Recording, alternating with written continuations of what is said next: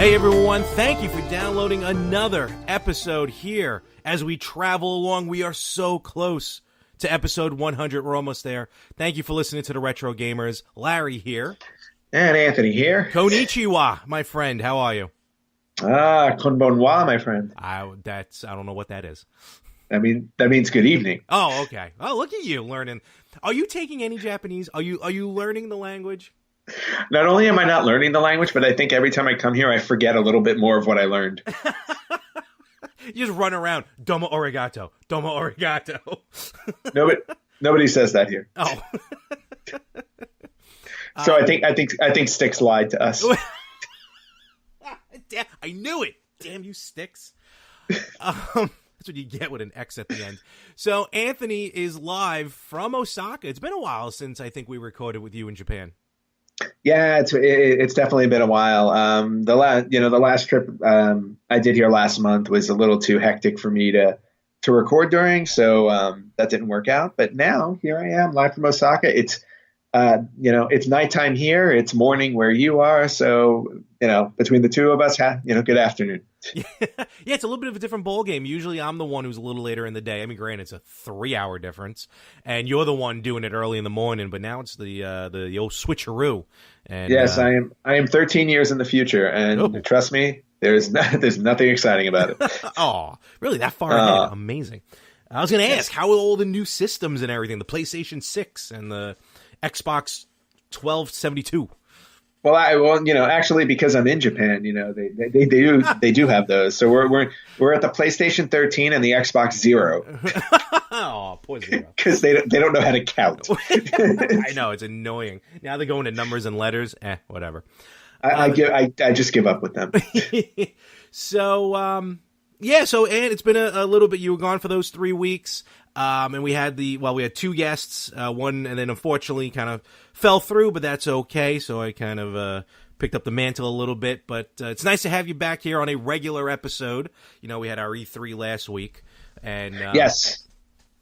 Did you see any? I mean, I guess we're not gonna get into it too much or at all, but I know when you go, you do your shopping. I know you went shopping. Like, was there any?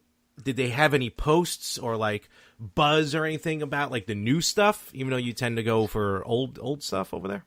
No, and if there was buzz about it, I wouldn't be able to understand them. So but I didn't see anything that stood out per se, and also because when I go shopping here, I usually stick to the retro shopping because can't buy anything for the new systems because I don't have the Japanese consoles. Well, you could for the Switch. It's region free.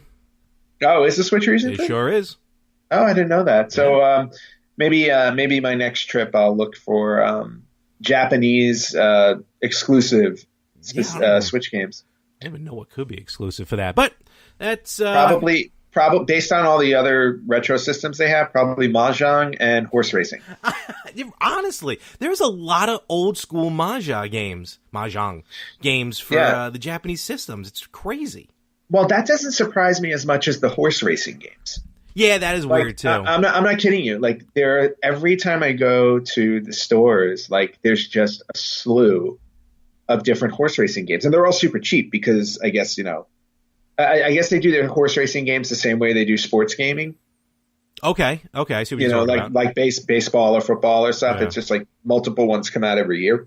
So, and also they had I was going to say they had the live horse racing games on the on their online service way back in the day. Yeah, way back on the Famicom. Yeah, when they had the was it the Satellaview, I believe. I think so. Yeah. So and you were actually able to actually gamble on the original Famicom back then. That's what they want to do. Yeah, of course. But yeah, I just found it interesting. And one of these days I'll probably pick one up just for the hell of it. Just because to have, it'd be interesting. But yeah, so no buzz about the new stuff. But as always, when and I'm not gonna, I don't want to talk too much about shopping. But I hit up Super Potato, which is my usual, and that was really cool. But this time, just to announce something different, this time I picked up some TurboGrafx 16 games, which I was never which I was never able to purchase before because I didn't have the system. And the system runs, the system runs a little high. It's a little pricey. I'm like, but with the Retro Freak, which I purchased on my last trip here, it plays TurboGrafx 16 games. So I picked up a bunch of those for myself and for you. So that's kind of cool. Yeah, that I think, because we never talk about, this is like probably the first time we talked about TurboGrafx heavily. Did you find, I know we're going a little off script, but I think this works out well with TurboGrafx. Did you find that they were like generally overall very pricey, or just one of those things where just like those key games were pricey and everything else was fairly cheap? No, surprisingly enough, like all of I did my research online and I looked up what the most popular games were for the system. Because, I never owned it. You never owned it. Mm-hmm. So this is kind of new territory for both of us. So I literally just went online and I'm like, okay, what are the most popular games on the TurboGrafx 16? And there was one game that seemed to top the list, a majority of the list that I saw, and it was called Devil's Crush. Mm-hmm. Or Devil's Crash. Devil's Crash, yeah. Yeah, Devil's Crash. So that was the one that I was aiming for when I was going shopping. And when I found it, I was actually very surprised to find that it wasn't that expensive. I think it was like $10 or $15. Oh, really? So I was like, okay. Yeah, so I was like, okay. Devil's Crush. Yeah. Devil's Crush. Oh, okay. Oh, no, Devil's Crash. Wait a minute. What is this? Is this a sequel? I'm actually looking it up as we talk. Okay. No, because I got it confused because I know there's a game called Alien Crash and Devil's Crush, or Alien Crush and Devil's Crash. I'm very confused. Yeah, but, I think if it's Devil's Crush, again, the TurboGrafx, shockingly, as much as their shoot-em-ups were fantastic, like verticals and side-scrollers, they had a couple of, I think you picked up Devil's Crush. They had a couple of good pinball games, and Devil's Crush may be that. Okay. Yeah, I think that's exactly what it is. Yeah. So, and for some reason it's at the top of it's at the top of every list. So I went in and bought it, so I went, that was my goal, to pick that up, and I grabbed it. So, which was really cool. And then of course there's one other game that I've always wanted to own. Mm-hmm. And it was made, I think it was synonymous with the TurboGrafx 16, and that was Splatterhouse. Yes. And it's funny when you texted me and you're like, I'm at Super Potato. I'm like, don't tell me that, because I'm trying not to spend any money. But of course that failed. I gave you the list of some games, and I don't know why Splatterhouse completely was just out of my mind asking for that. And of course, you found the one copy and picked it up. Well, no, it's possible they would have had more, because I was it's funny. I was only looking at the loose games because they had shelves of TurboGrafx games, but they were in jewel cases. So I thought they were for the TurboGrafx CD. Oh, okay, all right, yeah. But it turns out that that's how they sold them. They sold them in jewel cases. Oh yeah, the cartridge ones. I remember. So that, I didn't So I didn't even look at the jewel cases. So it's possible there was another there was another copy there in the original case. I just didn't look. All right.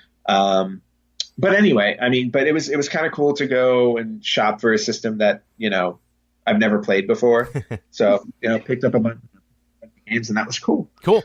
Well, speaking of Retro Freak, let me know how the Genesis portion works. So, because I'm still waiting to get back. You're struggling with yours, right? I told it, I think it was when Charlie was on. I'd mentioned how my Retro Freak, and I know it's a design flaw because Retro Freak's own adapter to play Game Gear games doesn't even fit. But it's like the plug, the connectors for the Genesis seems to be just a little shorter than a Genesis game. And I'm like, oh, maybe that's a European thing. Maybe the European games are smaller, but people have said no, they were the same size. And like I said, their own adapter doesn't fit into the stupid system. So everything else works. It was beautiful. Maybe not homebrews. I'm going to be honest with you. It's a little tough on homebrews. But everything else, I also have to update it now that I think about it. Everything else works really, really good. I haven't had a chance to try TurboGrafx. Obviously, we haven't gotten the games yet. But the potential is awesome. But I clicked on the email for the place I ordered it from over in England, funstock.co.uk. Good people, very good people. But when I click on their email, like a different email came up. Like, okay, maybe it's, I don't know, just is what it is. So I emailed that, and then I got, like, over the next 3 days, I got 3 different emails saying, undeliverable, we'll try it again. Undeliverable, we'll try it again. And then it failed a third time. So I'm like, oh, that stinks. Then I somehow found the proper email. I emailed them, waiting to hear back from them, but I can't even imagine what a return policy would be like if I have to ship this back to England. So we'll see. Well, no, I mean, I would think a return policy would be the same as any other return policy. I mean, just, send it back, get your refund. Yeah, but the thing, well, either a refund or hopefully an exchange if they have one that works. So I would, to be honest with you, I would argue with you, just get the refund, and I'll pick you up one here in Japan, because it was like $150 cheaper. Yeah, please don't even. As usual, I'm the one that buys everything, and it comes out to an arm and a leg, which I was expecting. And Anthony finds like a whole package deal way cheaper. Well, I was honestly expecting to spend that much on it anyway while I was here, and I was like, I just happened to get lucky when I went to the store. I had no idea. I was like, yeah, but I'm offering you the same deal. just send back the broken one you have, and I'll pick one up for you here. As soon as I can talk to him, we'll see what happens. Yeah, exactly. So, but anyway, but yeah, no, that's all looking forward to good stuff. So I can't wait to get my hands on those TurboGrafx, and I saw some of the other stuff, games that you purchased. So that should be pretty cool. And you also saw. Oh, go ahead. No, as I say, I'm looking forward to live streaming some TurboGrafx games. That'll be fun. I was just gonna say, you live streamed from this recording. You live streamed yesterday, Goonies, the original Goonies. Yeah, well, yesterday for you, this morning for me. Don't give me a headache with the space-time continuum, please. Yeah, I confuse the hell out of you. I always find it funny when I talk to because when I'm here at work, like it's always the day before. So like I'm talking to my coworkers in the morning when it's the end of yesterday for them, and we're talking we're talking work stuff and everything like that. They go home, they go to bed, and then they wake up. And it's the same day for me, but it's the next day for them. And then I'm still talking to them the same day for me before I go to bed. Oh, so it gets very confusing because I'm like, oh, wait a minute. I'm like, that's right. When I talked to you, it was yesterday and you went to sleep. And now it's a new day for you and my day's about to end. It throws me off completely. God, terrible. And to think, I'm trying to plan a trip to Japan, but that time difference is just sounding horrible. It's painful. You can hear it in my voice. I haven't slept in like 3 days. Especially I have to travel from New York to you. Yeah, I know, because you get to add 6 hours. So like it's about a 12 and a half hour flight from LA. So add 6. I thought it was like 16 hours. No, it's about 12 and a half. Oh, okay. Yeah, but you have to add 6. No, I know, but still, that added 4 hours I was worried about. Isn't the worst thing in the world, but I'll get over that soon. Yeah, the time change is absolutely insane. So I'm looking forward to live streaming some of those TurboGrafx games when I get home. That'll be cool. But then to your point, what you were saying is yesterday. Mm-hmm. We'll go with your time zone. It'll be easier. U.S. time zone. Yeah, exactly. So yesterday, I threw in some. I decided to play some Goonies, the original Goonies, which is only available on the Famicom in Japan. It was never released in the U.S. Mm-hmm. And I did. That was one of the first games I purchased, I think, when I came to Japan the first time last year. Okay. So I have the Famicom cartridge at home. Mm-hmm. So I just wanted to play through that, and I'm still, and to be honest with you, it's a good game. It's a solid game. It's nothing like the very strange Goonies 2, which I never was kind of weird. Game. Yeah, that one's really weird. I mean, I enjoy it. I enjoy playing it. It's just a weird game. But I enjoyed playing through it. I tried to beat it twice. Did not get it all the way to the end. So, another day, I'll have at it. So, but that was fun. All right, cool. And yesterday, that even had a little bit of retro game to it. I was at the New York Islanders draft party out there in Uniondale at the NYCB Live. And it was really cool. You know, they had a nice little setup there for this, a lot of stuff for the kids. You know, they had stuff for sale, you know, all that fun stuff. Couple legends. And out of the corner of my eye, I'm like, what is that set up there in the corner?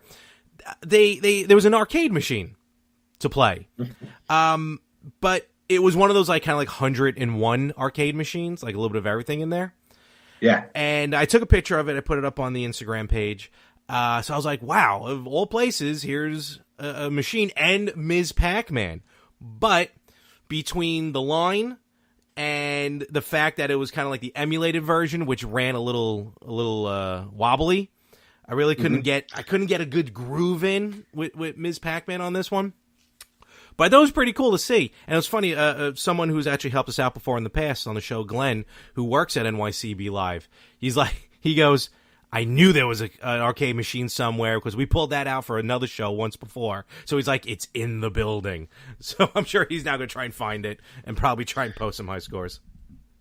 Yeah, post some high scores and try and take it home. Yeah. Still jealous of Frank's Arkanoid in his basement. Oh, I love Arkanoid. Love that. That is awesome. But yeah, so that's pretty cool. Some modern stuff with the old twist on it. But speaking of kind of a modern stuff with an old twist, there's been some rumors here, and I'm going to talk about the AtariVCS. So this thing went on pre-sale the end of May, excuse me. And yes. I don't even know what it's at right now. I haven't checked, but it was like at like $2.5 million. I think it broke $1 million in the first few hours of pre-sale. Yeah, I think the first 2 hours. Yeah. Was it now? Is it on Kickstarter or is it on Indiegogo? It's on Indiegogo. So the difference on that one is with Indiegogo, when you purchase it, you buy it right then and there. So it's like you get charged right then and there, which is fine because I'm going to want it anyway. And they are at $2.9 million. Wow, almost $3 million. All right, almost $3 million, and they have under a month. They have 7 days left. Yeah, well, they're good to go. I think with Indiegogo, even when it's ended, you can still purchase. It's weird. I don't know. I'm not sure how Indiegogo works compared to Kickstarter. But even if it was on Kickstarter, at this point, it would have been funded. So yeah. And I'm personally looking forward to it. I think it's a really cool system. I pre-ordered the special edition with the nice wood paneling, real wood paneling. Very nice. Like my mother's old station wagon. And I know you haven't purchased it yet, but yours is more speculation, right? Well, I haven't purchased it because, to be honest with you, I'm not 100% sold on exactly what it's going to be. Okay. I understand the fact that it's going to have 100 Atari games on it. That part I got. But outside of that, I just don't know exactly what it's going to have. I mean, they talk about it being it's going to have a Linux-based system. You're going to be able to play modern games, and I'm like, that's great. But what are you going to be able to play on it? And because I don't have an answer to that, I don't want to buy it because, 100 Atari games is great. I was like, but I have most of them probably on the classic collections I have on Xbox One and my other anniversary collections I have for some of my older systems. So I'm just not sold on what else it's going to be able to do. And because of that, I'm not ready to dive in. Fair enough. And, that's normal. That makes sense. Whereas me, I just blindly saw it was on sale, so let me go buy it. And, but what I like, my take on it is, yes, it's got over 100 games preloaded into it. So even if not even hooked up to the internet, you can play a ton of Atari games right out of the box. I like the idea of going old school with the controller, using an old school Atari controller. Just something about that is, new school, but old school design. I think that's really cool. That a little bit of a selling point for me. And then when you delve deeper into it, besides the newer games that you can play, it's a little bit of a Steam-based system where you'll be able to download some Steam games. I don't think like any heavy duty, like you're not downloading Fortnite, I don't think. But probably more like almost like cell phone based games or something a little bit more than that. It's kind of designed to stream. I still think the guy in charge of Twitch I think, has hands in this as well. So you'll be able to easily stream right from the system. On top of that, you put a micro SD card in it. You can hook up webcam, microphone. It's designed for streaming, really, as well. And you'll get your Hulu, your Netflix, stuff like that. But everything's got Hulu and Netflix and everything. So I understand your trepidation about it. My thought on that part is like I have, where I haven't seen what new games play. Mm-hmm. Nintendo Switch, PlayStation 4, Xbox One X. There's a ton of games that every system of those have, and there's also tons of games that are exclusive to the systems. So to me, Atari is just another system that will have some exclusives, some crossovers, is what it is. That's how I saw it. Yeah. But there apparently have been, and these are rumors, not saying any of this is true, but the buzz has gone around the internet that there may be some other issues. There may have been some maybe misleadings, even to the point of like even the crowdfunding, that 2.8 million may not necessarily be just from fans wanting to purchase the system. So it's getting a little bit of kind of a weird thing to it right now. Yeah, and I think part of the problem is because of the way they went about this, the fact that they wanted to raise the money before they committed to making the system. I think that first and foremost is a bit questionable. The second thing is the manner in which they decided to raise the money, because there are two main crowdfunding sites, really, the two biggest ones are Indiegogo and Kickstarter, and the two of them have a huge they have a huge difference between them. Kickstarter, you don't get the money unless you reach your goal, mm-hmm. right? So if you wanted to raise $100,000 and you wound up with 99,000, the Kickstarter fails, you don't get a dime. Mm-hmm. Indiegogo, you can set your goal at whatever you want, and if you don't make the goal, you still get the money. Mm-hmm. So if you if you wanted $100,000 and you only raised $10,000, you still get the $10,000. Okay. That's how Indiegogo works. Of course, when you get the money, you're committed to deliver, the product. 9 times out of 10, yeah. Yeah. Or I think, yeah. So, and the issue that was coming up with Indiegogo specifically is because it was surrounded by the Coleco Chameleon fiasco from a couple of years ago. Was it a couple of years ago? Or was it farther longer ago? I don't remember when it happened. Yeah, I don't remember the exact time frame of that one. But, the Coleco Chameleon, just basically in a nutshell, was going to be a home... Oh, now that I think about it, I backed that other Coleco Kickstarter. There was going to be a Coleco Chameleon, which was going to be, the return of ColecoVision, home console. It was going to be this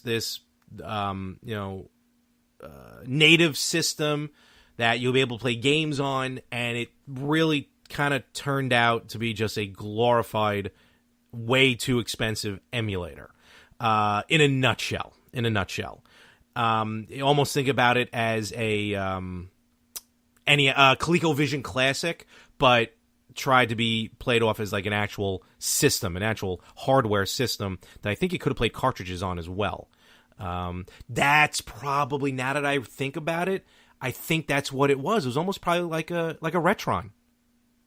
Oh, probably. Where you don't really play, like you put the cartridge in to play the emulator. You're not playing off the cartridge. And, again, for some collectors, for some game players, even like us, it's one thing to play the emulator.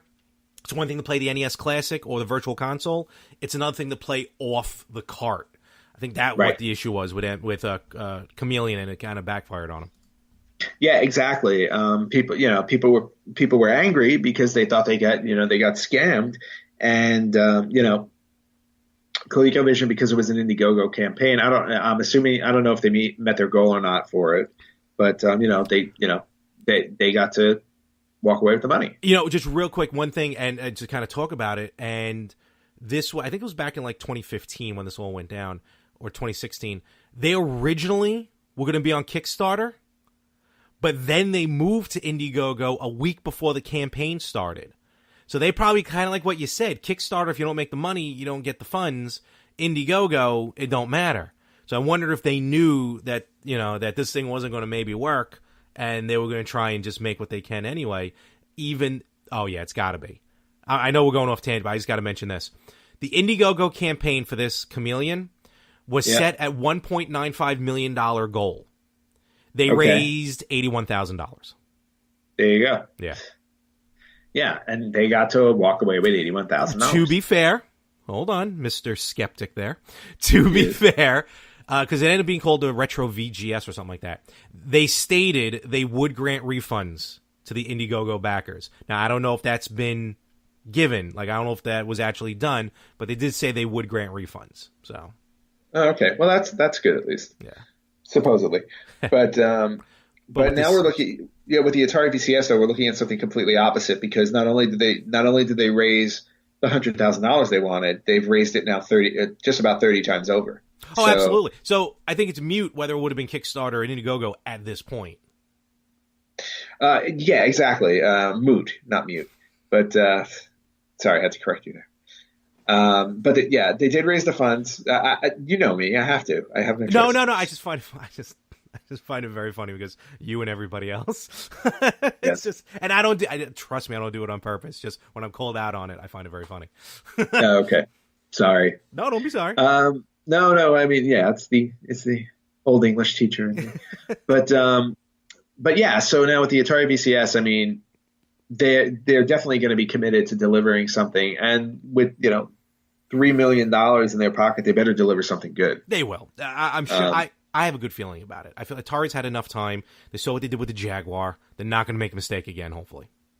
It would be funny if you all wind up with a Jaguar and they just scratched out the name Jaguar and wrote VCS. You know what? I've always kind of wanted a Jaguar, even though the controller always scared me. The controllers on those look weird. But so that's the one thing. But also with the Atari, with the VCS, there's been a lot of other issues, I guess, for lack of a better term. One of them, and again, we don't know if these are true or not. These are just speculations, rumor, and innuendo, as they say on other podcasts. Supposedly, first of all, there was gameplay that was video footage from testing of the system, the AtariVCS, one of which was Tempest 4000. And the video, it's not just the video of the game, though they did have that, but they would have, someone holding a cell phone camera showing a person playing the game on a television, supposedly off of the AtariVCS. Supposedly someone called out on their Indiegogo page, called out Atari, saying Tempest 4000 cannot be running native on the AtariVCS because the code for Tempest 4000 was not designed for Linux. I don't know how that person would have found out, but whatever. And then, again, this is on Indiegogo's page, unless they pulled it. Atari responded saying, in a nutshell, we never really said that it was running from the system. It says for imaging purposes only, which kind of is their way of saying this is what it would look like. But then someone else said, well, someone from your team said this is running off of an AtariVCS. So now it's, Volley, who's got it next.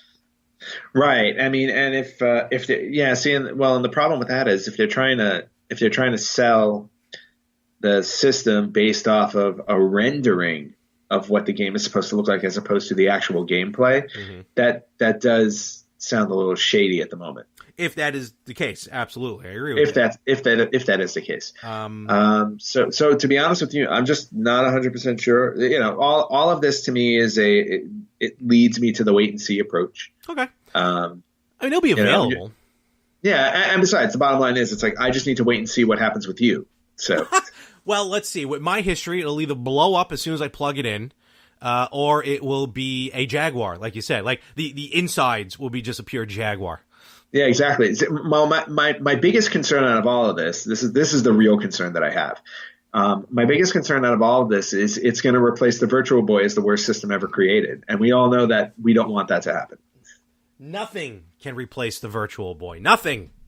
Nothing can replace the awfulness that was the Virtual Boy. That is correct. I said it when the PS Midnight Cast was on here. 2 of the best games ever made were on the Virtual Boy. Mario Clash and Wario Land. Yeah, that's all of 3 people played. And more should play. The other thing I just want to mention real quick on the Atari VCS, and this is way, way out of left field, but I've heard it, rumor and innuendo, not saying it's true, so let's get all the legalities out there. Supposedly, of the $2.8 million raised, a heavy majority of that is supposedly people from Atari, almost padding Indiegogo to get that money up there so it looks like a lot when maybe really it's not. Kind of like was there 101,000 people in AT&T Stadium, at WrestleMania? Who knows? I say yes. Right. Well, ballooning and padding campaigns like this is something that happens quite often. So it's quite possible that is the case. Will we know for sure? No, not really. Unless somebody happens to get a copy of all of their backers and connect them to, Atari. I don't know. The way again, gut feeling, and I got a big gut, so it should be a really good feeling, is, a lot, there's been good, forget about the internet people, I'm not going to call them trolls, but the ones who want to go out there, I love Atari, I love Nintendo, let's bash them. Hey, we kind of do that too, so we're a part of that group. That's very true. But I feel like kind of the majority, I've heard all good stuff from the general public and the kind of the outcry for this thing. So that's why I feel like that story is just a huge fabrication. But I just kind of felt the need to mention it because I heard it and it kind of started making the rounds a little bit. Yeah. Well, and it's worth bringing up because for anybody who listens to our podcast that also, has either been on the fence or has, gone forward and purchased an Atari VCS. It's just nice to get the information out there and just let everybody know what's going on. So there's stuff happening here. We don't know exactly what it is. And we're at this point now, we're not going to find out until the system delivers, which is when exactly? July of 2019. July of next year. Okay. So maybe. Right. I was going to say an entire year after the campaign ends. So fingers crossed that actually comes to pass. And you get the game that you want. Yeah. And or the console that you want. Yeah. Because you can download the games. Let us know what you think about the Atari VCS. Let us know if you pre-ordered the Atari VCS. Hit us up on our Facebook page. Do a search for us, The Retro Gamers. Facebook.com/Retro Gamers Podcast. And I'm sure this time next year we'll be talking a little more about the Atari VCS. Wow! Incredible! All right, Larry. It is time for some retro birthdays. Hey, all right. Happy birthday! Yeah, we have some happy birthdays going on here, and a couple actually, probably two of my favorite games on their respective systems as well. 2 birthdays, okay. Yeah, we're gonna celebrate 2 birthdays this week, 2 specific birthdays. The first game that is celebrating its 18th birthday, right? It is 18 years old this week. Came out on the Sega Dreamcast. And it is one of the best fighting games ever created, in my opinion. And that is Marvel vs. Capcom 2. God, that's 18 years old? That is 18 years old. Good Actually, Lord. It's a little bit older than that because it came out in the arcade first. Yeah, but I meant the Dreamcast version. Boy, yeah, the Dreamcast version, 18 years old. It can vote, it can drink, it can register for the draft. Wow, that is quick. Yep. So, very happy 18th birthday to Marvel vs. Capcom 2. Okay. And then we're going to wish a very happy 21st birthday. This game can drink now. Oh, I said drink. Oops. Yep. What? So a very happy 21st birthday to Star Fox 64 on the Nintendo 64. Oh, that's 21. I'm starting to hate this segment. That's 21 years old already? Yeah, that game is 21 years old. Oh. And by far, definitely one of my favorite games on the N64. Oh, I played that game nonstop. It was just so cool. Absolutely. It better be and the shame of it all is we never really got a true sequel to Star Fox 64 on any Nintendo system, which I think is a crime. Yeah, the ones afterwards were a little rough. And Star Fox 64 was originally going to be Star Fox 2. We all knew that. We all talked about that in the past. But hot dog, 21 years old. Hopefully it will be on the N64 Classic. Yeah, I really hope it is. So happy birthday, Star Fox 64. Happy birthday, Marvel vs. Capcom 2. And that is this week's Retro Birthdays. Congratulations! All right. So we got a lot of, we're coming off the heels of E3, and we got a lot of stuff been announced for all the systems we talked about last week on our special. But I want to talk about a little bit of the history of two Nintendo games that are coming out for the Switch, which are Super Smash Bros. Ultimate and Super Mario Party, respectively. And both these games have a strong history in Nintendo. Mario Party, we'll get into that in a bit. But let's start with Super Smash Brothers. And first of all, I just want to make this one thing, and I mentioned this. If you want to go listen, be careful. There is some salty language. But if you listen to the Yin and the Yang podcast, I express my absolute disdain for people who insist on calling it Super Smash Bros. Or Super Mario Bros. Or anything with bros. So go listen to that. Check out that podcast. It drops every Friday. That must be really fun because I really enjoy Super Smash Bros. Period. No, see, I was going to say, thank you, Super Smash Bros. Period. At least you throw the period into it. Thank you. Of all people, I'm like, it's grammatically incorrect.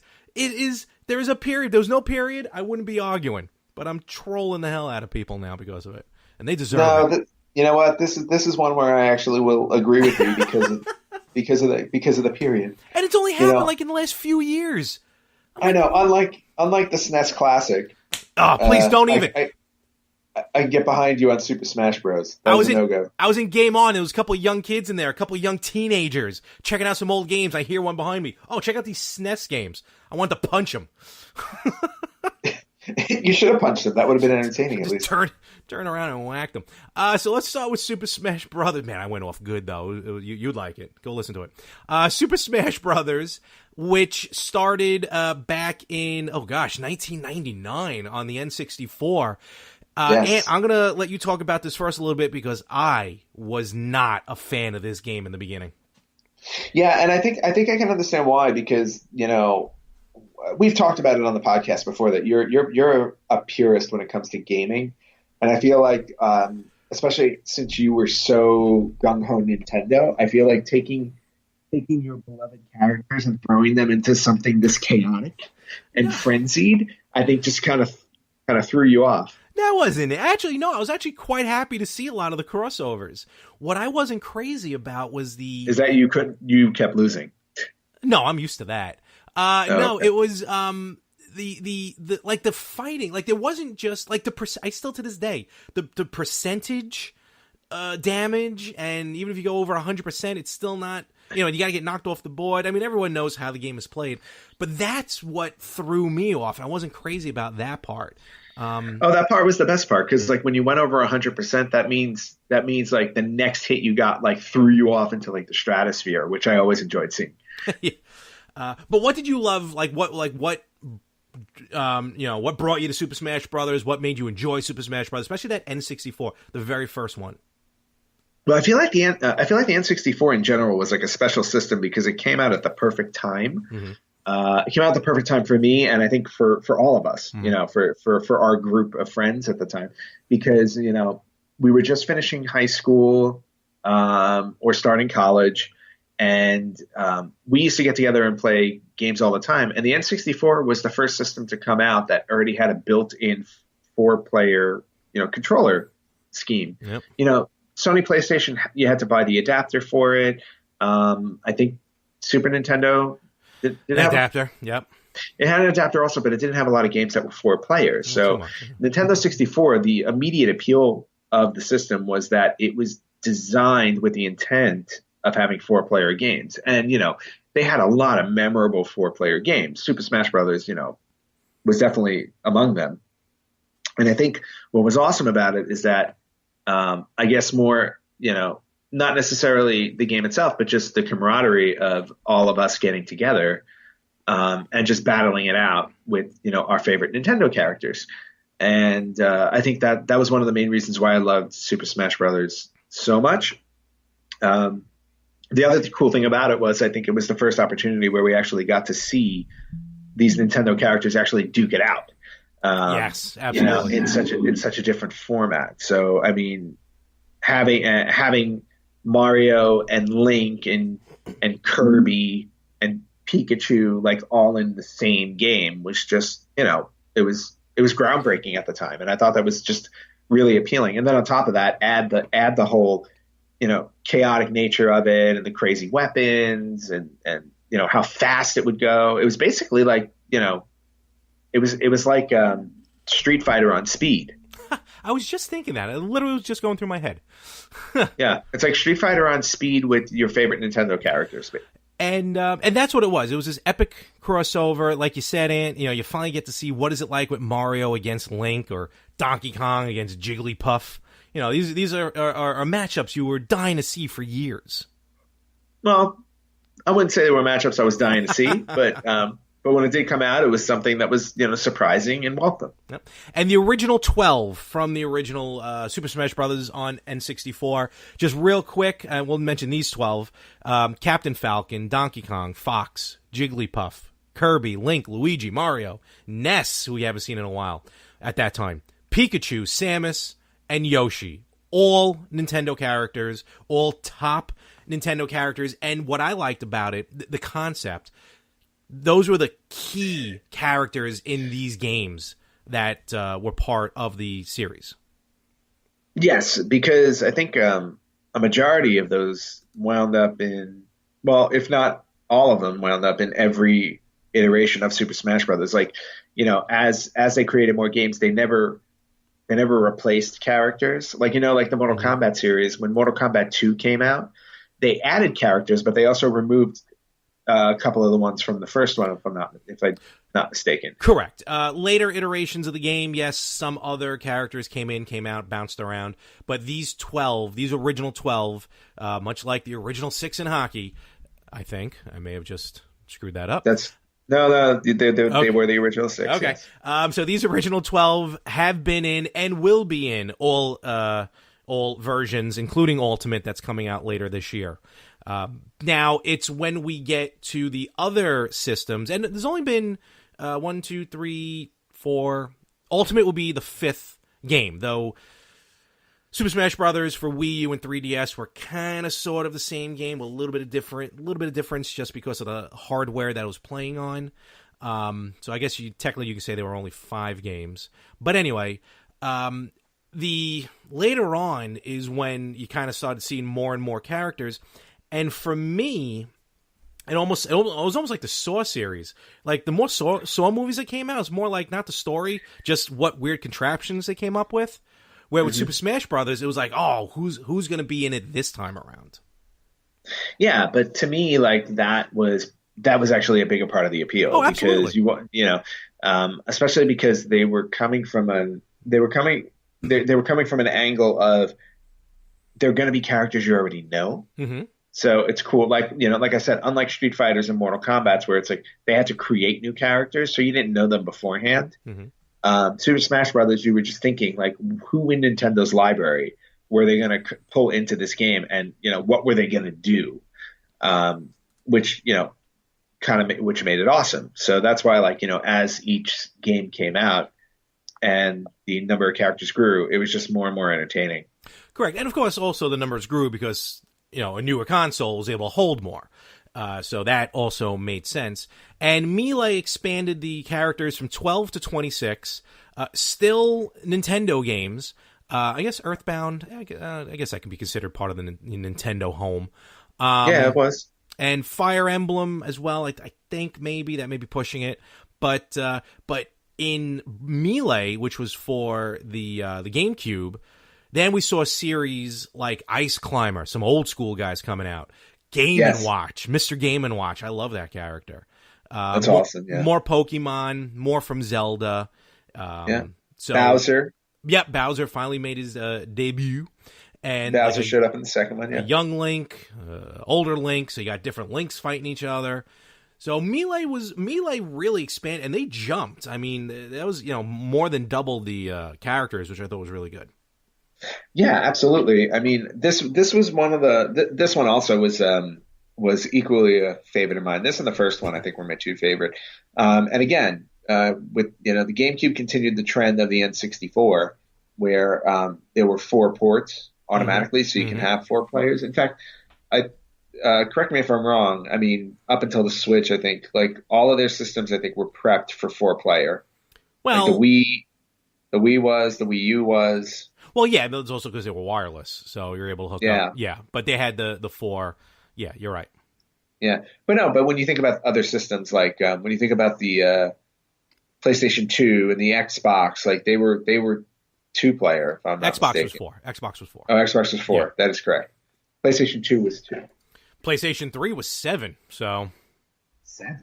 You could hook up 7 controllers wirelessly. Yeah. Wow. Yeah. So they went overboard. They expected gamers to have 6 friends. Honestly, right? I know. I was like, I don't think I had that many. It was hard enough to get 4. Sometimes it was. You're right. Yeah, it was.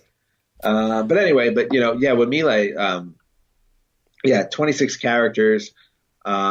Just building on the success of the original one. It was just nonstop fun. It really was. Absolutely. And then we move on to the Wii with Super Smash Brothers Brawl. And this is where I started to kind of come around a little bit, because I don't own Brawl, but I've played it, and I liked it. And the characters again jumped, went from 26, now we're up to 39 characters. And Brawl, and this is also why I really started paying attention more. Brawl was the first time we started getting characters from non-Nintendo games.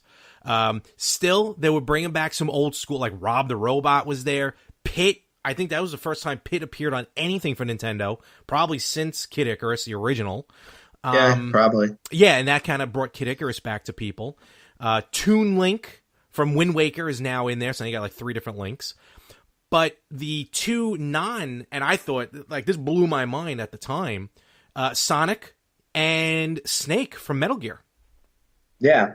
So they made they made a deal with Konami, and they made a deal with Sega to get those characters. And also remember at the time, after Sega went under with the Dreamcast, they started becoming a third-party developer. So I think it was only a matter of time before Nintendo was going to get access to Sega characters, and who better to show up in a game where you're fighting other Nintendo characters than Sonic the Hedgehog. Yeah, and Snake from Metal Gear, like it's funny. It's even to this day, I still find Snake funny in the Super Smash Brothers game, because his game was, I'm not gonna say violent, but his game was a little more on the edgier compared to a Mario, compared to a Link, things like that. He can come in and snap your neck. Yeah, there's no question about it. I mean, of all the characters, I mean, Solid Snake is kind of weird because, you're basically dealing with a bunch of other characters who are more cartoon-esque. Yes. And to your point, family, more family-friendly than Solid Snake. But you also got to remember that Metal Gear Solid was such a raving success. Oh, absolutely. That, Solid Snake's inclusion was it definitely seemed to stick out like a sore thumb, but worked out nicely. Absolutely. And it shows it in the numbers. I'm going to mention it now. Super Smash Brothers Brawl, of all 5 games, and that's separating out Super Smash Brothers for 3DS and Super Smash Brothers for Wii U. Super Smash Brothers Brawl at this time is the most successfully selling Smash Brothers game at 13.27 million units sold. Yep, and it's holding the record for now. Yeah, we will see how Ultimate is. And just to put it in comparison, the next in line for that is Super Smash Brothers for Nintendo 3DS that sold 9.24 million. Wow. Yeah, well, to your point, I think the reason why Brawl is the best seller is also because of the success of the Wii itself. Mm-hmm. I mean, the Wii sold, I think, over 100 million units, consoles. I was actually the one person who did not own a Wii. I was not so I was not sold on the whole motion control thing. I didn't want to do it, so I never wound up buying a Wii until like a year ago. And now you can pick up Brawl. Yeah, so now I can pick up Brawl and play it when nobody else is. And then we move on to the, like I said, it was a simulcast, a simultaneous release, a simul something or other, a thing with the 3DS and the Wii U, where Super Smash Brothers came out on both the 3DS and the Wii U at the same time.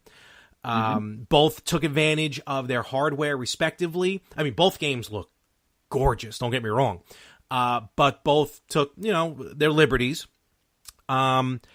I bought both. I actually own both. And I remember by doing that, there was a deal. You get that. You get a cool soundtrack. So I got the sweet Smash Brothers soundtrack.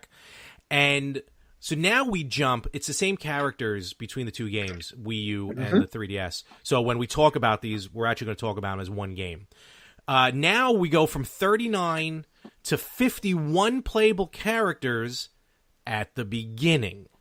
Because now 3DS Wii U introduces DLC for characters. Yes, and there's nothing greater than having DLC, especially for games like this, because they can plan ahead. Obviously, they can make more money because they can charge you for the DLC characters if they want to. But it also opens up the possibility of them getting third-party licenses later down the line, so you can get additional characters in the DLC. And that's exactly what happened. There were 7 DLC characters for 3DS Wii U, some of which was a little weird because 3 of them were previously in Smash Brothers games. That's kind of weird, where they were available before, but now they're a DLC. So the 7 characters real quick. From Earthbound, Lucas. From Pokemon, Mewtwo was a downloadable character. Fire Emblem, Roy. And then we get some heavy hitters. Bayonetta from Bayonetta. Cloud from Final Fantasy. That was a good one. But absolutely. One of the best additions to the Smash Brothers library, for sure. Corrin from Fire Emblem. And my favorite DLC character from Street Fighter, Ryu. And why was that your favorite character? It's just cool to see him in a fighting, because he's been in a fighting game before. And it was just cool to see him do in that game. He is the veteran of fighting games, showing up in Super Smash Brothers. Also, I already knew how to use him. Well, you know what? And you know what? That's very important.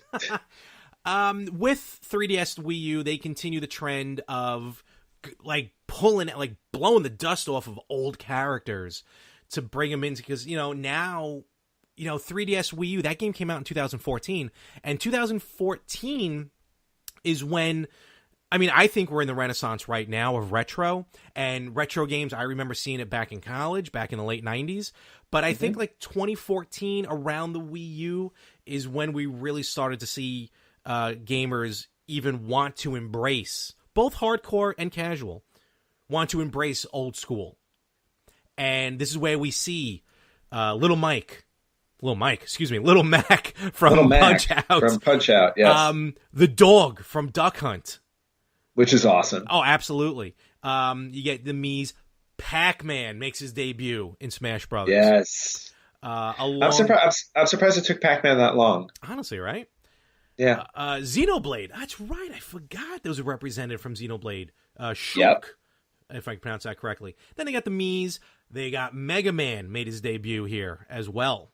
Also a character I was surprised, didn't come out. But then again, it's a Capcom character, so probably licensing rights there. And he had his history of fighters because he was in Marvel vs. Capcom series. So very true. Yeah, but when half of the game is Capcom and Capcom's making the game, it makes sense.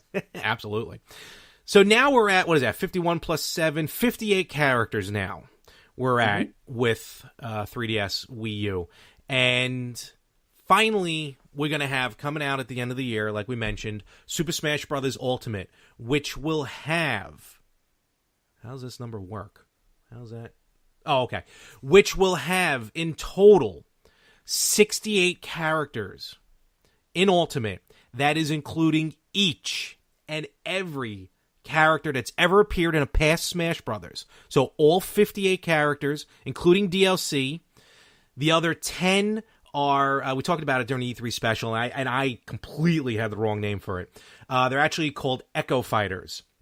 So they're based on another fighter. They may have a slight change in their gameplay, but enough to be considered a different character. So there will be, 60, plus you have like 8 different Miis and stuff like that. So in total, 68 different characters, the biggest that they have for Ultimate. Right now, no DLC mentioned, but you do unlock the character. So you start with you may start with the core 12 and then just have to unlock from there. But they said it's easy. They say when you play the game, it feels the natural progression makes sense. No, which is good because, well, first off, you have to add characters. If you're making a new game like this, you definitely have to up the ante. If you go backwards, I think you're doing a disservice to your audience. So, and also again, kudos that they're keeping every single character from the previous ones. That's really awesome. And then, and then it'll be cool to get 10 new guys to play. Of course. Absolutely, and to mention the 3 two new characters. One is one of these Echo Fighters. The 2 new characters, Ridley from Metroid. Mm-hmm. We got the Inklings from Splatoon. That's where you get the multiple boy Inkling, girl Inkling, and little differences from there. Yeah. And Peach's Echo Fighter, who's considered separate, is Daisy. So we see Daisy make her debut. That'll be and that'll be cool. I'm looking forward to that. And then just to throw the numbers out here, as far as a little more sales, as far as details, the original Smash Brothers, 1.4 million copies sold in Japan, 2.3 million sold here in the U.S. So that's pretty cool. Not bad. Melee, over 7 million units were sold. It was the best-selling GameCube title. Wow. Brawl sold 1.5 million units over in Japan as of my birthday in 2008, and sold 1.4 million here in the first week in the U.S. Yeah, I think Brawl is when it started to become. When Brawl came out, it started to become huge because, like I said, so many people had a Wii system, and not only that, when you got to play this game, you kind of literally got to shadow Brawl in your living room or wherever you played. Yeah, that's true. So that made Brawl Nintendo's fastest selling title, at least here in the U.S. The 3DS version sold over 1 million copies the first week over there in Japan. And Super Smash Bros. For Wii U became the fastest selling Wii U game to date, selling almost 3.4 million units worldwide within the first 2 months. And it beat the previous record held by Mario Kart 8. Wow. And actually, as of September of 2017, Smash Brothers for Wii U has sold 5.34 million units. That's kind of insane. Yeah, so that's going to be cool. Looking forward to it. This game comes out, Ultimate comes out, I believe it was December, they announced it? December 7th. Yes. So that's going to be... Yeah, just in time for Christmas. There you go. Always good. Yes. So we're going to move from Smash Brothers to a game that just was the epitome of fun, especially on the N64. My opinion may have trailed off a little bit, but is going to make a huge return. The Mario Party series. And we talked about it. Super Mario Party will be debuting on the Nintendo Switch in October. I believe early October. So be ready for that. And Super Mario Party is meant to bring the series back to its core roots, back to the original gameplay, pretty much, with, of course, new tweaks on it, which we'll talk about in a little bit. Yes, and I'm probably more excited about Mario Party, actually, than Super Smash Brothers, for a couple of reasons. One, I think, and we didn't talk about it with Ultimate. I mean, Ultimate's going to be... I'm sure Ultimate's going to get some online play with it, but Mario Party, especially now because I live in LA. I live away from most of the people that I game with, so anything that has an online function, I'm all in. And the fact that the new Mario Party is going to have that is going to be a blast. That's going to be really cool. And they talked about it. There'll be some mini games on it. There'll be an online board to play or something like that. And more will come out as we get closer to the end of the year, or at least when the game comes out. But let's talk about a little bit of the history of Mario Party. And we've talked about it before in the past, I know. We're going to try and expand on it a little bit more. But let's go way back to the beginning. The original Mario Party on the N64 came out December 1998, and it was literally a game changer. Oh, yeah, absolutely. First and foremost, they took an interesting concept. Again, taking the Mario characters everybody knows and loves, putting them in a completely, different new world, and a world where they, in a world where they actually got to compete against each other in a more entertaining way, in terms of like less a story game, less a story mode, less an action adventure type of game, but just straight up a board game, a party game. And as somebody who has been a board game fanatic his entire life, this was just kind of like the perfect symphony for me, taking all the characters that I've played, that I've loved playing in all these other games, and then adding a board game and competitive component to it. Mm-hmm. I couldn't ask for anything more. Yeah, it was. I mean, when I got it, I was in college and I was dorming, and it was probably the only game to rival GoldenEye as far as multiplayer that we were playing in the dorm.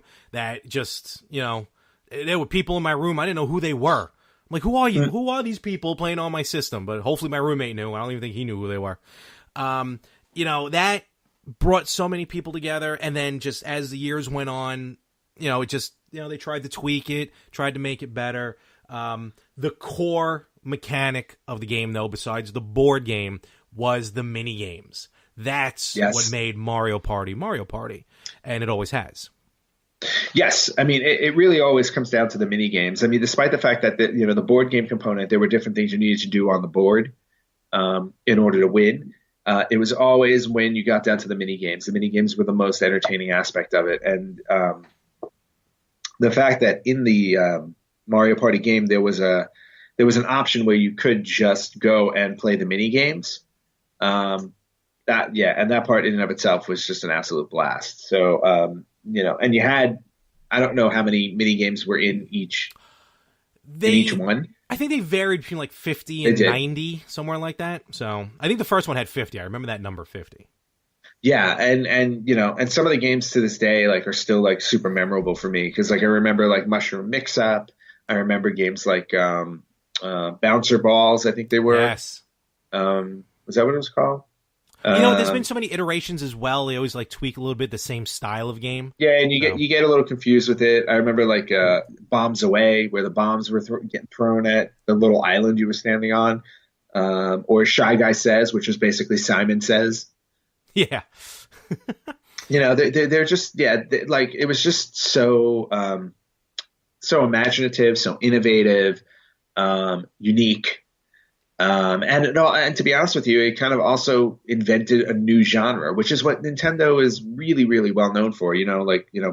Super Mario Kart just took a concept we really didn't see before, with characters we already knew. So it basically they introduce a new gaming genre with characters you already know because you're comfortable with those characters. So like they did it with Mario Kart. Smash Brothers was not invented, but it was a twist on something on the fighting genre, which was awesome. And then of course now Mario Party, which to me is the first game of this kind in this genre, which then immediately was getting copied by other, companies, Absolutely. Because there was a Sonic All-Stars game that was a board game one. I think, I feel like South Park did something similar. Am I wrong? I don't know. I don't think South Park did, but there was a lot of different.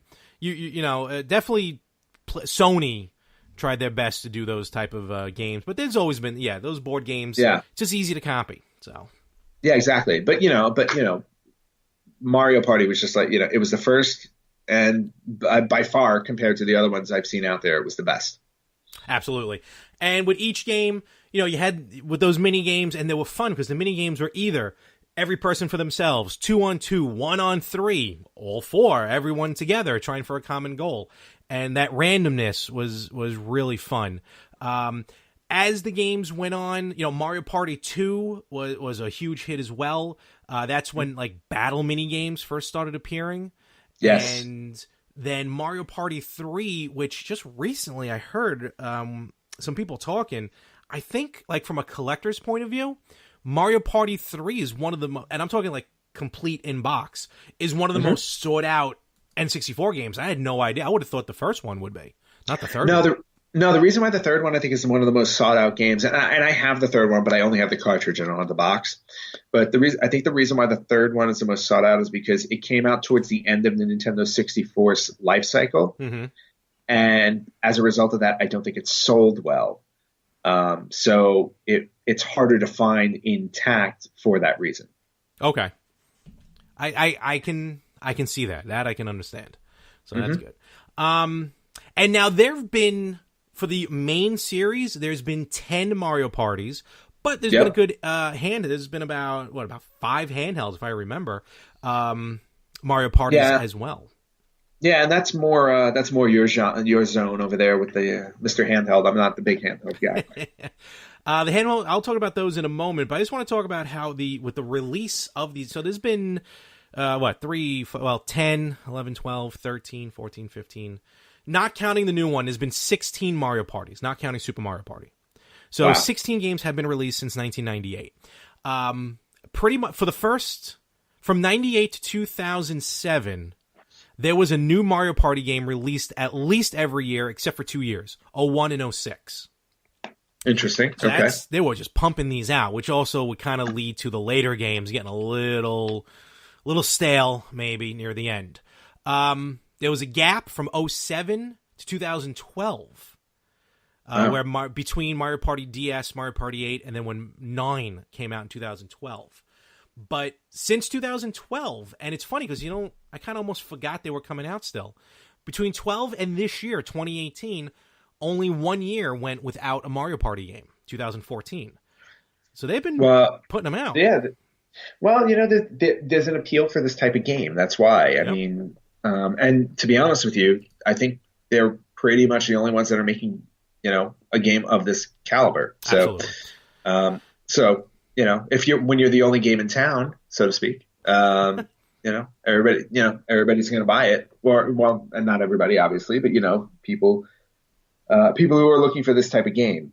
For me, like I said before, I'm big into board games. I'm huge into board games, and that always extends. That's always extended to the video game genre for me also, because, anticipation for the NES, one of my favorite games to play because it was, it had a board game component to it, which was awesome. Monopoly. I think I've bought Monopoly on almost every system I've owned. Clue for Super Nintendo and Genesis was one of my favorite board game video games to play. So, and then even, and that even extends to today. Like today, when I went to Super Potato, I bought Stratego for the TurboGrafx 16. Yeah, that's pretty cool. Yeah, which is awesome. Like Stratego was a game I always played as a kid with my dad, and I've never seen a video game version of it. I had no idea there was one for TurboGrafx 16, and the fact that now I saw it there and I picked it up immediately was awesome. Risk was another one that I don't remember it coming out earlier on early systems. I think it did, but I downloaded it on Xbox 360. Oh, wow. Love Risk. Yeah. Risk was one of those board games that I couldn't play with my friends because they used to get upset because I would always win. Well, that happened often, yes. But so board games for me have always been part of my video gaming experience. And like I said, this one, Mario Party is definitely no different. It just added to that value, which is great. So as the series went along, like I said, they tried to tweak. I mean, as you have to keep it going, they tried to tweak the Mario Party games, put a little different spins on them. Some of the more notable ones that I remember, and actually this one I don't remember, to be honest with you. For Mario Party 6. Which was on the GameCube, it was actually packed in with a microphone that you used to play the game as well. I don't remember that. Yeah, I do remember that. I can honestly say that I did not own Mario Party 6, but I remember that I remember the thick box that it came in because of the microphone. I'll have to check that. I guess you just scream into the microphone or something? Did everyone have to have the mic? Do you remember? No, I do not remember. But just the fact of if you had like 4 people fighting over a microphone, that can get ugly. Yeah, that's true. Later on, Mario Party 9 and 10 had this weird game mechanic where everyone moved together on the board. Like you were in a car. So all 4 characters would always be together moving along the board. Oh, like the game of life. Kind of, sort of. Did you have babies? I probably not. It's a Nintendo game. So that grabbed some criticism because it wasn't, everyone wasn't able to travel their own path. You were all together in the game. Even though Mario Party 9 was called probably one of the better games in the series to come out since the GameCube. But again, no one was really crazy about that car mechanic, as they call it. Well, when you get 9 games deep into a genre, you got to try all kinds of stuff. Oh, absolutely. I'm not faulting for trying. You got to. Super Mario Party goes back to the individual gameplay. You're not in a car; everyone's out for themselves and everything like that. We talked about it last week with the switches where you can have 2 switches, and they actually, if you watch the Nintendo Treehouse from E3, they demo this, and you kind of have to put them together to link them to either make a bigger board or to match a puzzle or to match a picture. So we're finally getting some real good gameplay to the Switch undocked, which I think is pretty cool in multiplayer. Yeah, that is the whole appeal of the Switch. So Mario Party may be. Do I want to say it's the first game that's really going to be doing it? It's the first one that I know of that really is taking advantage of that capability. Yeah. So the fact that they're the first ones taking advantage of it, it'll be interesting to see how that works because I can only imagine there'll be other games that come out after Mario Party that'll do the same thing. Oh, absolutely. And then to your point, you were talking about with the handheld ones. Those I could talk about a few of them. The Mario Party Advance, great game. I think actually Mario Party Advance may be available as a Virtual Console on the Wii U. Oh, good. If it is, I would strongly recommend downloading it. Mario Party DS takes advantage of the DS system and the and the controls. Island Tour Star Rush, I'm going to be honest with you, I never really played them, though Star Rush was the first game on the handheld to take advantage of the Amiibo, so that I'm quite interested in looking into. And then the one that I played, and if everyone has a 3DS or a 2DS, I highly recommend purchasing Mario Party The Top 100. Which is just basically the top 100 mini games from all the games. And it's just a fun game just to play through with the mini games, really nothing to it. There is a board, like a board level to it, but it's really just more playing the mini games, which is really what it's all about, mostly. Yeah, and that in and of itself is awesome. To your point, it's all about the mini games. So if you have a game that's just loaded with mini games to play, then, and not only that, but the best mini games of all Mario parties, and you're talking 14 of them. Yeah, that's definitely worth picking up. And the one that I wish I still had, again, it's probably lost to the hurricane, but there was a physical board game, kind of, sort of Mario Party that came out. It was called Mario Party E on the Game Boy Advance. Oh, yes. Yep. I remember that. It came out in 2003. It took advantage of the Nintendo e-reader, which I have to thank, of course, my friends at Game On, who found some e-reader cards. So I got Donkey Kong 3, which is cool. Very nice. And it actually came with an actual playmat, a board, if you will. And you can play around the board. It came with 64 cards, which are basically mini games, and you just scan into the e-reader as you were playing. There was a bonus card, which was a promotion in an issue of GamePro, which I never had. But it was cool because it made it real. I mean, except for the mini games, but it made the game real, which I thought was pretty sweet. Yeah, and it was it was just another innovative way that Nintendo came up with making the game a little different, and to your point, bring it into an actual real world board game type of thing. Absolutely. And, when you got 10, 11, 12, 13, 14, 15, 16 games, well, let's not count the e-reader one, 15 games, there's going to be a little bit of controversy on a couple of them. One, and we've talked about it ad nauseum, is the famous analog stick issue from the first Mario Party game. Yep. Which caused many of a callus and holes in hands, and ended up having to issue out gloves, which I wish I got. So I don't know. I felt like the hole that I used to make in my hand was like a badge of honor. You violently rotate the analog stick, and everyone did with the palm of their hand. I'm sure that wasn't the intent. Yeah, but you got to go faster when you did absolutely. And of course, the other one, worth the pain. Some things are worth the pain. Absolutely. Pain is temporary, film is forever. That was from Back to the Future. That's right. So the other controversy is from Mario Party 8, and this is overseas with our cousins over in the UK.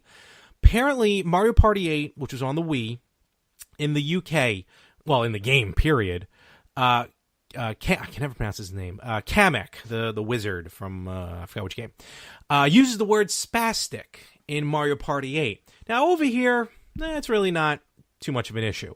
But over in the United Kingdom, or at least back in 2007, it was concerned because over there, that's referred, is referred to an intellectually disabled person, considered offensive over in the UK, kind of like how they find Fanny very offensive, where we find it funny. And another word, which I won't mention here about cigarettes, but be that as it may, because I don't want to get in trouble. But, so the UK had their issue there with spastic, and basically what they did was Nintendo in August of 2007 re-released the game, replacing spastic with the word erratic. So if you have a Mario Party 8 game with spastic in it, with the word spastic, yeah, you may have some money on your hands. I may have to go search that one out. It's Nintendo's hot coffee. Yeah, and that's about as close as they get to it. All right, so check out on the Switch when these come out. Super Mario Party comes out this October. Super Smash Bros. Ultimate comes out this December. Let us know your feelings on the history of the games. Let us know if you plan on buying the new ones on our Facebook page. And check out, I know some of them are available on the Virtual Console. Go out and get the old games. I know I'm going to be searching for a lot of Mario Parties. Oh, I lost. All right, Larry, we're talking Super Smash Bros. We're talking Super Mario Party. So I thought it was just absolutely fitting that we would do a Did You Know segment about one of these. Oh, okay. So, so our mini segment is going to be Did You Know? And it's going to be about the original Super Mario Party that came out in 1999. Original Mario, okay. All right. So, did you know that in the original Mario Party game, there are a few mini games that were cut but can still be found in the game's files? Ooh. Okay. So if you go and look, if you can find your way into the game's files, there are several games listed in there, and they're called All or Nothing, Tour de Mario, Bungee Jump, Same Game, and Yoshi's Tongue Meeting. Ooh, kinky. And if you use a Game Shark device, some of the games are actually playable. Really? Yeah. So apparently, they opted not to use them for one reason or another, but I guess some of them were actually fully completed when they got cut, and a Game Shark can access it.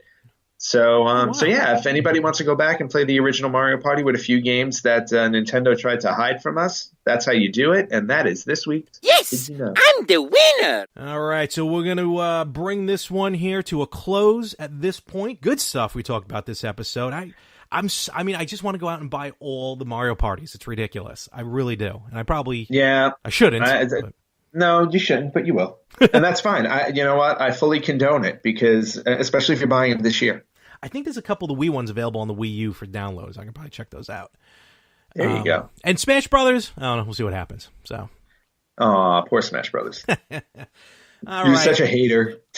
Well, not only the early ones. Kind of like how I'm not crazy about the first 2 seasons of almost any television show. First 2 seasons of The Simpsons, unwatchable in my opinion.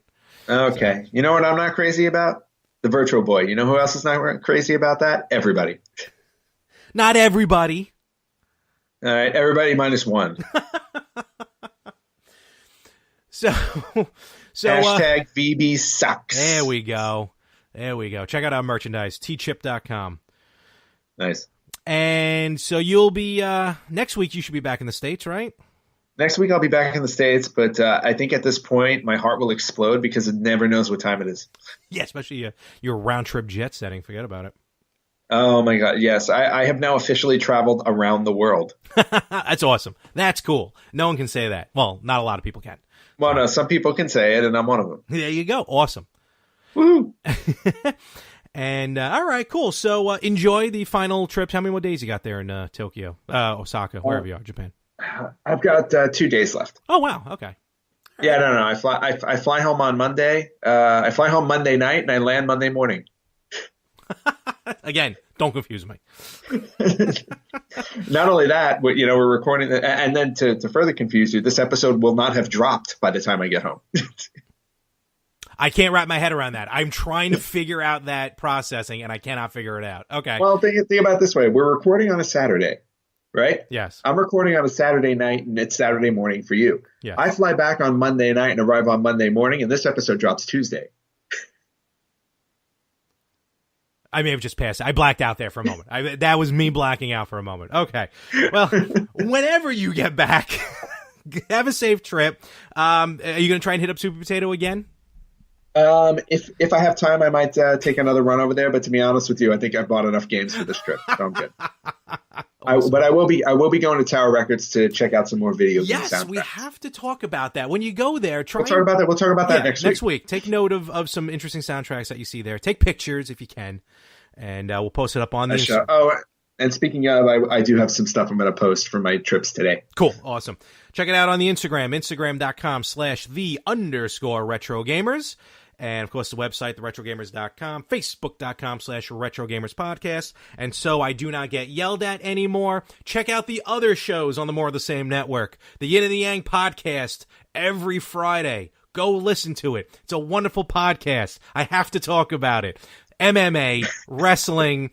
Like I said, I yell at people for mentioning bros. It's good. I love it. Screw them. Yeah, it's the venting podcast. It really is. No, it's good too, and it's also about not mental health, maybe because it's too nuts. No, I was going to say. I think it's about the opposite. Physical of mental health. No, physical health. We answer questions that people email into the show, and it's a really good time. And of course, check out the Better Half podcast, myself and Frank, where it's just two guys having a good time. We had our fireside chat last week. We actually recorded in Frank's backyard, so that was fun. And I just watched, I think, Mothra versus Rodan battle each other. Wait.